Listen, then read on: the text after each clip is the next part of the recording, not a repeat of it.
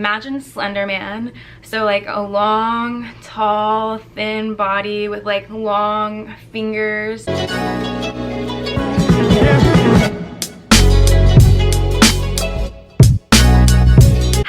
Welcome back to my channel, Nadine Speaks. If you're a returning subscriber, welcome back. If this is your first time seeing this beautiful face, don't forget to do me a favor and hit that red subscribe button down below and hit that notification bell to see my face in your feed. Well, so today is an interesting topic that I wanted to talk about, and that is sleep paralysis. So what is sleep paralysis? Well, sleep paralysis is when essentially you wake up in REM sleep, but your body is still sleeping.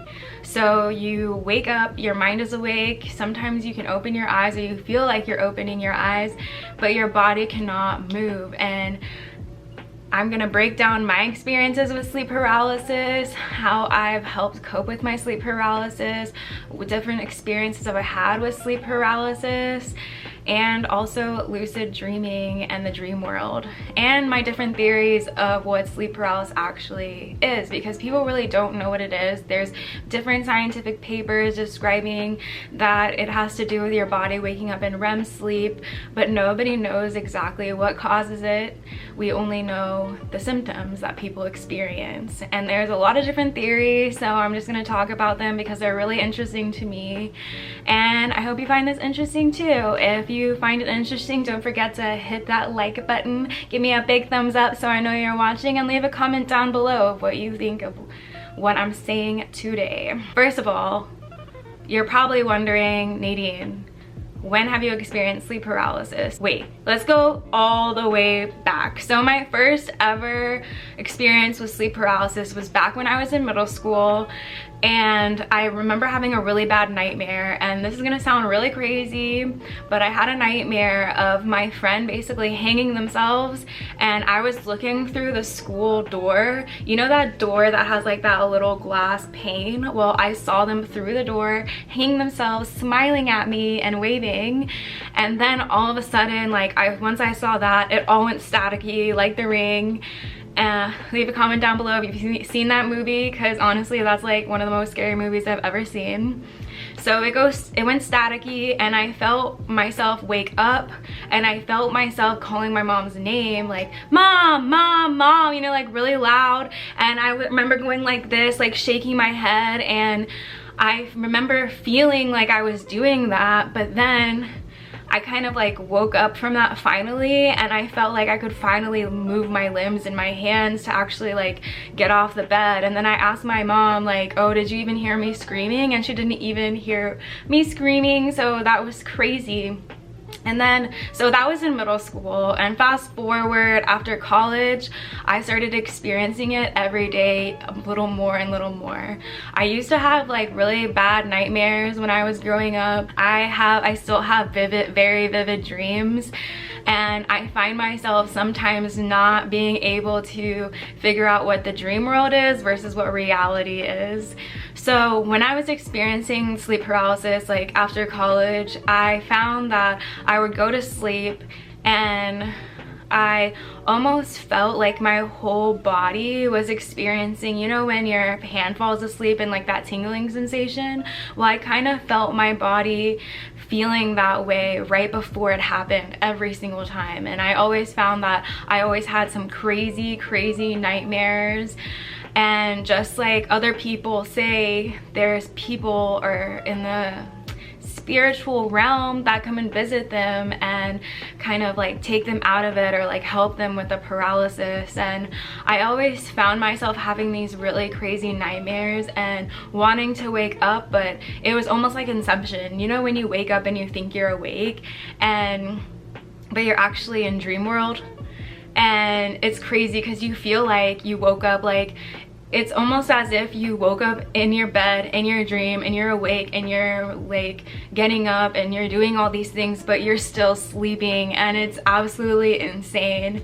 And I remember I would like scream and I would yell when I thought I had woken up from these dreams, but I was still dreaming. And then finally lo and behold, I would just get myself out of it, and I would be so scared that I couldn't go to sleep for like hours later because I was scared I would get that feeling again. And I don't know if you've talked to a lot of people that have sleep paralysis, but the common thread is that there's somebody that visits them. And I had this one particular creature, and I'll try to describe him for you and put images here so that you kind of get an idea of what I experienced. But imagine Slender Man, so like a long, tall, thin body with like long fingers, but it's almost like those shadow people from Kingdom Hearts. I'll put an image there below so you can imagine it in your mind. But and then it was a cross of the shadow people, Slender Man, and Jack Skellington. So you know Jack Skellington with his face and like those big black eyes and like this smile mouth, and he was wearing kind of like the tuxedo that Jack Skellington wears. He would come to me at the foot of my bed, and I would see his long fingers, you know, just trying to get me out of the sleep paralysis. And he wasn't by no means malicious at all. He was my friend. He was trying to get me out of the sleep paralysis, but every time I would try to wake up from the sleep paralysis, I would see this kind of figure. It's very interesting because a lot of people who have sleep paralysis kind of describe the same kind of figure, or like an alien looking being, and they also describe a lot of static, or kind of like somebody and from the alien world is trying to abduct them.